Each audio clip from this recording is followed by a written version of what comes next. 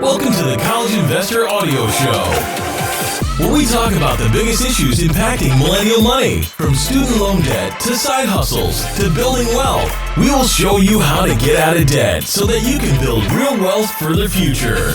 Got debt? Not as catchy as Got Milk. Remember that in the 90s?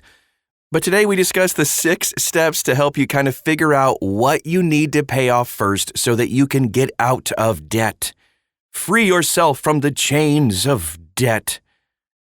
I'm going to tell you firsthand, it is incredible.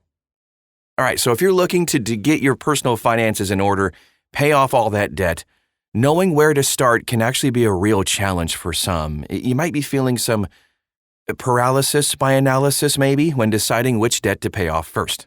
So today a step-by-step guide will help you figure out where to start, how to keep the thing going, and how to personalize the debt payoff journey to suit your specific needs.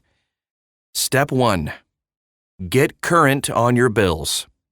Before doing anything and talking about the various types of debt you might like to pay off, including medical debts, credit cards, and student loans, it is of utmost importance to prioritize your current, delinquent, and defaulted debts. Let's talk about your current debts. This is any debts that you owe money, and then you're making the on-time payments every month. Delinquent debts are debts where you are behind on payments, but the bill is not yet in collections. Defaulted debts are, of course, debts in collections. You'll know a debt is in default if a collection agency is hounding you to get you to collect the payment. Now, if you're not sure whether your debts are current, delinquent, or in default, there is a free credit report you can get every single year which can help you figure out all that information. And we help you to get that free credit report at thecollegeinvestor.com, by the way. When it comes to paying off debt, your top priorities should be to continue making minimum payments on all current debts. Paying your bills on time each month will help you to build a good credit score. You don't want to damage your credit score by letting one of these bills fall into delinquency. Then, if you have delinquent debts, can you make them current? This depends on your savings and whether you have the money to pay off this debt. Rehabilitating a loan is better for your credit than letting it slide into default. So if you think that you may end up defaulting on a debt or two, consider doing it strategically by seeking free advice from a low-cost financial attorney or a certified credit counselor first. We have links to all of this, by the way. I'm going to keep saying that because I want to remind you that right inside this article at thecollegeinvestor.com are links to help you along in your journey. So once you've defaulted on a debt, it can't do any more damage to your credit than it's already done. Collections agencies may be hounding you, but you can get them to stop. Unless you've been served with a lawsuit or maybe you have the money to settle an old loan. You don't want to deal with collections agencies, trust me. Let these loans in default wait until you get the rest of your financial house in order. If you've fallen behind on debt payments, getting them current can be a little bit tricky, but if you have a full-time job and you're willing to trim some lifestyle expenses to the bare bones, you probably can get most or all of your bills current. Peanut butter and a little bit of ramen goes a long way. Once your bills are current, you can start the phase of debt payoff and figure out which debt to tackle first. Okay. Step 2. Eliminate your predatory loans.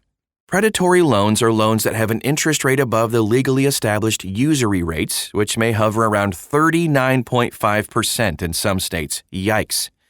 Usury rates refers to a rate of interest considered to be excessive, you think, compared to market interest rates. Some lenders get around usury laws by charging obscene renewal fees for short-term loans. Like title loan companies can charge more than 100% annually. I'm not kidding. They do this by reissuing their loans each month until a borrower defaults and loses their car or manages to pay off the loan. Payday loans have even higher interest rates. Bad news, people. Payday loans, pawn shop loans, car title loans, all of them are loans issued by lenders who are happy to issue technically legal loans while ruining your life. If you have a predatory loan, get that loan out of your life as quickly as possible. The fees are so high, it will hinder your ability to pay off any debt in a relatively quick manner. All right, after that, we go to step 3. Decide which debts to deprioritize. That sounds kind of backwards, but let me explain. Although it's tempting to include every type of debt in your preferred debt payoff plan, there are a few to save for the end. This is because they offer unique benefits to borrowers. So consider deprioritizing debt payoff on these types of loans you might have. The first one is federal student loans. These loans offer income-driven repayment plans, among other benefits. So even if you don't qualify for the PSLF, or Public Service Loan Forgiveness, you may qualify for other types of federal loan forgiveness programs. Once your other debts are finished, feel free to aggressively attack your student loans, your federal loans, I should say, but don't attack these until your other debts are completely gone. And then we talk about mortgage debt.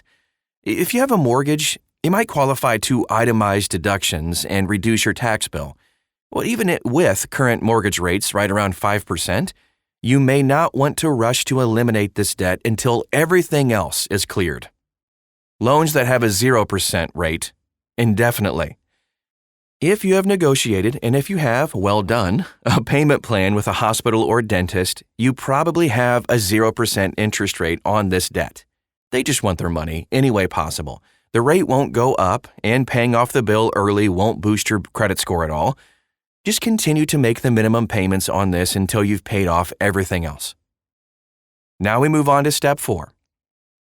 Decide which debt elimination strategy to use. After your worst debt is in the rearview mirror, pick a debt payoff strategy to help you decide what to pay off first. There is a couple of effective strategies we'll go in, but here's one. It recommends you eliminate one debt at a time so you can see your progress. Every debt you pay off frees up more of your cash to eliminate the next one. The avalanche method. This is where you prioritize your highest interest debt first. In the avalanche method of debt payoff, you make minimum payments on every debt except your highest interest debt. Every extra dollar you put towards debt beyond minimum payments will go towards paying off your debt with the highest interest rate. Once that debt is eliminated, all the money that was going towards the eliminated debt goes to the debt with the highest interest rate. So, let's say you have a credit card with a 22% interest rate, and it's paid off before any other debt. Get that done. The borrower then pays off that private student loan, the personal loan, and finally the car loan, all in descending interest rate order. So the federal student loan and mortgage are deprioritized because their interest is lower, and they're considered to be, air quotes here, good debts. Let's take a look at the snowball method. You prioritize your smallest debt first, regardless of interest rate. The snowball method is all about getting quick wins to keep you motivated. I used it. It worked for me. In the snowball method, you'll pay off the debt with the smallest balance first. I had, I think, a $500 JCPenney card or something. The first thing I did was cut the dumb card up, and then I attacked it because it was $500. It was a quick win for me and got me motivated. That's just a little anecdote on the side, but this way, you might be able to pay it off in just a few months or weeks in my case, and you feel invigorated to pay off the next. Let's say you're a borrower who first pays off your personal loan that has an $1,800 balance. Even though you have a credit card or two that has a higher interest rate, this one has the smallest amount due. This method isn't as favorable mathematically, but it does tend to work well with human psychology. It's especially effective if you have a bunch of tiny debts that just need to be cleaned up forever. Tsunami method. I like the name of it. This is where you prioritize the debt you hate the most. Okay, so the debt tsunami method harnesses your emotional energy to help you destroy debt. In this method, you prioritize the debt that you loathe the most. If the overdue child support that you owe to your ex causes you to lose sleep, get rid of that thing. And if you're not feeling as much hatred for racking up a credit card for the trip to Bali with your sisters, you can go ahead and put that one aside. The debt tsunami payoff method is designed to give you more emotional freedom as you gain financial freedom as well. If you have some emotional baggage around your debt, this could be a great option for you. So a quick example would be the personal loan for a wedding ring associated with a broken engagement. You get that thing paid off first, followed by a credit card, the new car loan, and finally the private student loan. Just a quick example for you. So step 5. Find opportunities to work smarter, not harder. Okay, so when you first start paying down debt and getting some wins, you may not have many opportunities to refinance debt at a lower interest rate or use 0% balance transfers to cut down on interest you'll pay. But as you pay down debt, your credit score is likely to rise and more opportunities will open up. Once you've started to develop your debt payoff muscles, taking advantage of these opportunities can help you work smarter.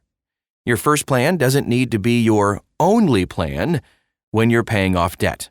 Combine new tactics with your strategy to develop an even better way to get out of debt faster. Step 6. Pay down your deprioritized debts. This step is going to be a breeze once you get all of that other stuff out of the way.